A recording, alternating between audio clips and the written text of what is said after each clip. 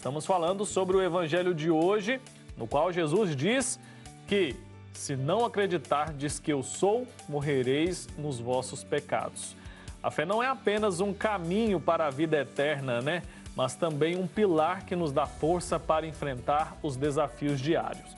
Mas qual o impacto da fé na nossa vida emocional? E como acreditar em Deus pode nos ajudar a ter mais esperança, paciência e resiliência, hein? Para falar sobre esse assunto, recebo hoje aqui no nosso Santo Café o Renan Dentes, que é psicanalista, professor de filosofia da PUC Minas e doutor em teologia. Está conectado aqui com a gente. Doutor, bom dia, bem-vindo. Bom dia, Wilker. Bom dia a todos os nossos queridos telespectadores do Santo Café e da TV Pai Eterno. É um prazer estar aqui mais uma vez participando aí de um programa dessa TV que contribui tanto para a santificação e evangelização no nosso país. É isso, um prazer recebê-lo também, sempre para nos ajudar a pensar um pouco, né? E eu queria que o senhor começasse ajudando a gente a pensar sobre o impacto da fé na saúde mental e emocional das pessoas. As duas coisas estão relacionadas? Então, Wilker, sim, estão muito relacionadas. Na verdade, últimas pesquisas dos últimos anos têm mostrado que a espiritualidade e a fé contribuem muito para o campo da saúde física e mental. As duas estão juntas, né?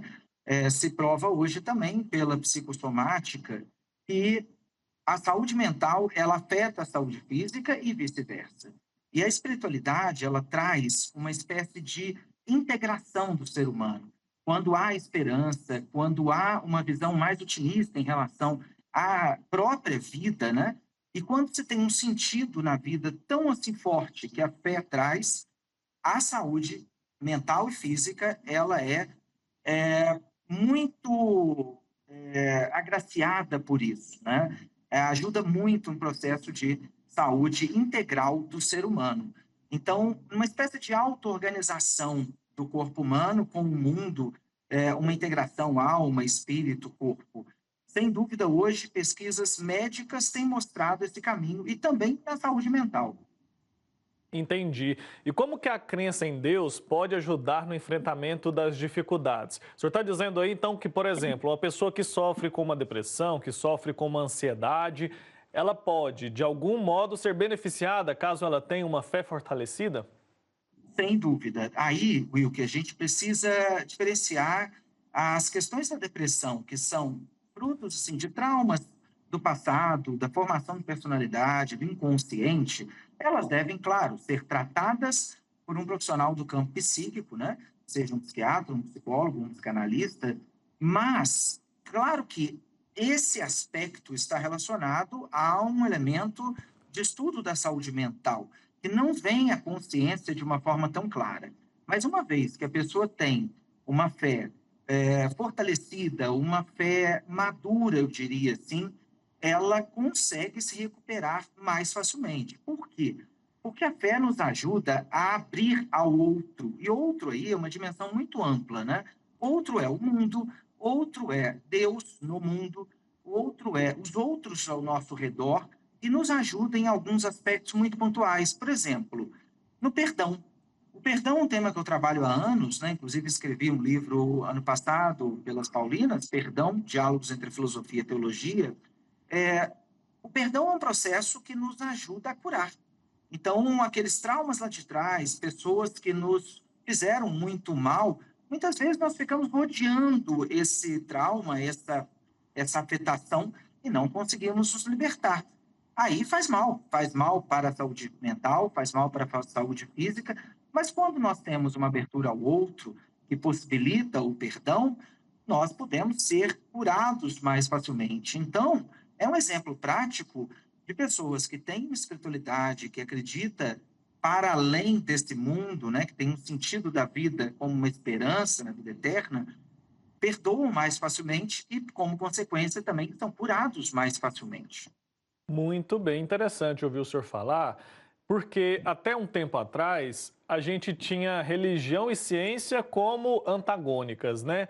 Hoje a gente já percebe que existe uma convergência muito grande. E é interessante a gente entender um pouco mais sobre isso. Eu queria entender a relação entre a oração e a redução do estresse e da ansiedade.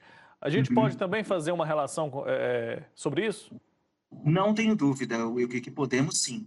Por quê? A oração é um momento de introspecção e é um momento de abertura também do nosso ser mais interior a outras realidades maiores, né? Então é como se fosse também uma conversação do nosso eu com Deus, com outras dimensões da nossa existência. Então, a pessoa que tem uma vida orante, de alguma maneira, ela sai de uma limitação do seu próprio eu, né? Ela sai daquilo que a gente fala hoje tão comumente, né, do narcisismo, de um egoísmo. Hoje as pessoas estão só olhando para elas mesmas, com o seu próprio reflexo nas redes sociais, nas comunidades e tal. Quando nós temos uma vida orante, nós podemos sair de nós mesmos, né? Dialogar com o infinito. E nesse sentido, é mais possível que nós vamos descobrir aí nesse processo elementos da nossa personalidade, da nossa alma, que estavam encobertos. Então, a vida espiritual, a vida de oração, é uma vida que pode sim ajudar muito a nossa saúde mental. Isso também tem sido muito estudado, que processos de meditação, processos de oração, têm sido, de certa forma, um auxiliar às questões do campo mental, saúde mental. Maravilha. E a fé também pode ser uma aliada na superação dos traumas?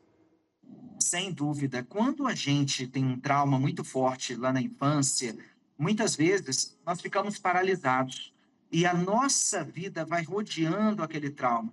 Nós até podemos fazer muitas coisas na vida, vamos trabalhar, ter relacionamentos, mas aqueles traumas eles continuam, eles são insistentes. Agora, quando a gente consegue ter um olhar mais misericordioso para nós mesmos e até para as pessoas que nos feriram, nós conseguimos nos libertar mais facilmente desses traumas e realmente aí estarmos livres a outras realidades, né? Não ficarmos presos. Eu costumo dizer assim, nós conseguimos estar mais em dia com nós mesmos. Então, nesse sentido, ajuda muito. A fé ajuda muito a superação de traumas. É preciso alertar que muitas vezes traumas não são conhecidos por nós. Às vezes são elementos inconscientes que ficaram guardados em um lugar da nossa personalidade. Para isso, a gente precisa de ajuda também da psicanálise, da psicologia, né? Mas, de alguma maneira, a fé, ela ajuda nesse processo, porque ela tira o nosso ser de um autocentramento, né? De ficar muito fechado em nós mesmos.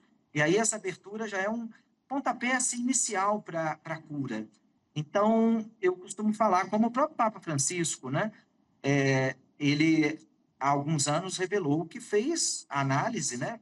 Ele fez psicanálise durante alguns anos, e que isso ajudou muito ainda como arcebispo de Buenos Aires, né? Jorge Bergoglio, na ocasião, ele fez processo de análise, na psicanálise, e ajudou muito ele a conseguir se libertar de traumas, junto com a vida de oração, evidentemente, né? E sobre a fé e a razão, a gente tem uma encíclica, né, que não é mais recente, mas é que ainda ressoa muito na vida da igreja, que é a Fides Ratio, né, lá do João Paulo II, e demonstra como que fé e a razão devem caminhar juntas, não contrárias.